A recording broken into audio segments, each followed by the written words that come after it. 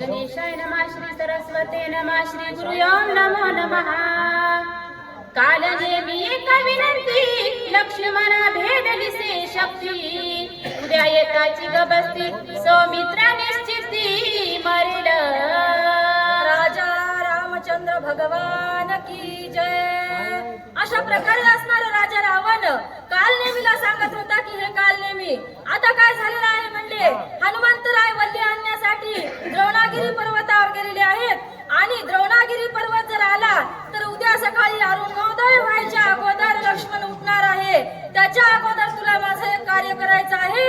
अशा प्रकारची विनंती कालनेमीला राजा रावण करू लागला म्हणतात. या लागी वायुनंदन करुणी सवेग उड्डाण, दिव्य औषधी आणून स्वय लक्ष्मण उठविल. आणि म्हणले आता लवकरात लवकर जाऊन काय करेल हनुमंतराय वल्ली आणील, लक्ष्मणाला उठविल. म्हणून तू माझं एक काम ऐक आणि माझं कार्य त्याच्या अगोदर मला साधून दे असं हनुमंत कालनेमीला लंकाधिपती रावण विनंती करू लागला म्हणतात. उद्या येता गबस्ती आणोनी औषधी समस्ती. सौमित्र वाचवा निश्चिती, प्रतिज्ञा मारती करून गेला. आणि म्हणजे तो नुसता गेलेला नाही, त्याने प्रतिज्ञा सुद्धा केलेली आहे की मी सूर्योदयाच्या अगोदर लक्ष्मणाला उठविल. अशा प्रकारची घोर प्रतिज्ञा करून हनुमंतराय गेलेले आहेत आणि ते आता निश्चितच पर्वत आणून लक्ष्मणाचा जीव वाचवितील अशी भीती रावणाच्या मनामध्ये होती. आणि ती भीती राजा रावण आता कालनेमीला सांगू लागला म्हणतात. तत्काळ औषधी आणून आताच उठविल लक्ष्मण, मग त्यासी झुंजेल कोण राम लक्ष्मण आतुर बळी. आणि म्हणले त्यांच्या सोबत युद्ध करण्याचं सामर्थ्य माझ्यामध्ये नाही आणि त्यांच्या सोबत दुसरं युद्ध कोण करणार आहे म्हणले. राजा राम आणि लक्ष्मण काही सामान्य मनुष्य नाहीयेत. साक्षात विष्णूचा अवतार असलेला श्रीराम आणि शेषशाही भगवंत म्हणजे लक्ष्मण आहेत आणि यांच्या सोबत युद्ध करण्याचं माझं सामर्थ्य नाही असं रावणाच्या मनाला वाटत होतं आणि तो कालनेमी जवळ व्यक्त करून दाखवत होता म्हणतात. अति बळी हा वायुनंदन, कळी काळाना टोपे जान, बळिष्ठ सकळ वानर गण, यासी कोण झुंजेल. आणि म्हणले राजा रामचंद्र प्रभूच नव्हे तर तो मारुतीराज सुद्धा खूप बलवंत आहे म्हणतात आणि त्यांच्या सोबत जे त्यांचे साथीदार वानर आहेत ते सुद्धा त्यांच्यापेक्षाही अति बलवंत आहेत. मग यांच्या एवढ्या बलवंत वानरांसोबत सुद्धा युद्ध कोण करील अशी मला भीती वाटत आहे. आणि राजा रावण कालनेमीला सांगू लागला म्हणतात. कपटे करुणी ब्रह्मशक्ती, आकळीला हे उन्मिळापती, तव कार्य साधावे हातोहाती, उदया गबस्ती न येता. अरे म्हणले मी राजा रामासोबत तर असं युद्ध नाही करू शकलो. म्हणजे मी माझ्या पोटातलं कपट काढलं, ब्रह्मशक्ती लक्ष्मणावर टाकली, त्याला मूर्छना आलेली आहे आणि तू सुद्धा कपट रूपाने जावं, हनुमंतरायाला तिथेच गोवून घ्यावं, सूर्योदय व्हावा, मग लक्ष्मण उठणार नाही. अशा प्रकारचं कापट्य रूपाने सगळं कार्य साधून घ्यावं असं मला वाटत आहे असं कालनेमीला राजा रावण सांगू लागले म्हणतात. चंद्रामृते सदा पूर्ण, चंद्रनामा मनती म्हणून, येरवी द्रोणाद्री जाण, सहसा विधान सर्वथा.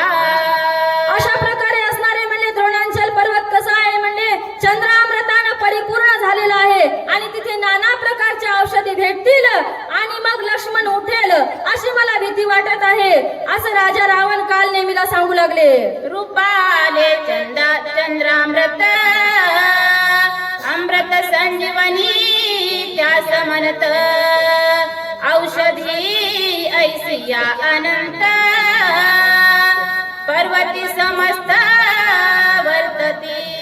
आणि म्हणले त्या चंद्रामृत असलेल्या औषधी सगळ्या त्या पर्वतावर आहेत आणि त्या पर्वतावर गेल्याच्या नंतर हनुमंतराय म्हणले आपल्या चतुर मनाने त्या औषधी शोधून काढतील आणि लक्ष्मणाला उठवतील अशा प्रकारची भीती कालनेमीला राजा रावण सांगू लागले.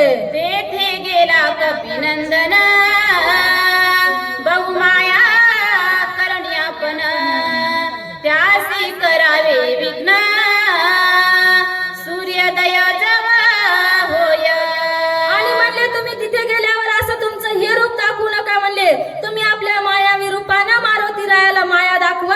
त्यांना सूर्योदय होईपर्यंत तिथेच थांबून घ्या. इकडे लक्ष्मण नाही उठणार. आणि जर सूर्योदयाच्या अगोदर तुमची माया ओळखून आला तर म्हणले इकडे लक्ष्मणाचा प्राण वाचेल. अशा प्रकारचं राजा रावण आता कालनेमीला सुद्धा कपटाचं सांगत होते. तेही मायेचे लक्षण जटाधारी वल्कला भरण सर्वांगी भस्मोद्भूषण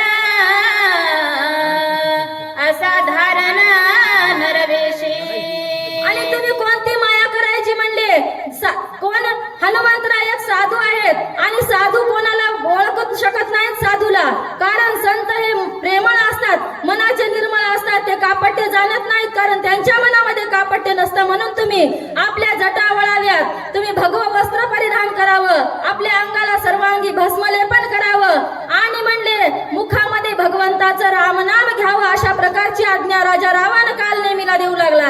तापस वेश धरुणी पूर्ण करावा श्रम निर्माण गोवा वया कपिनंदन माया आपण करावी.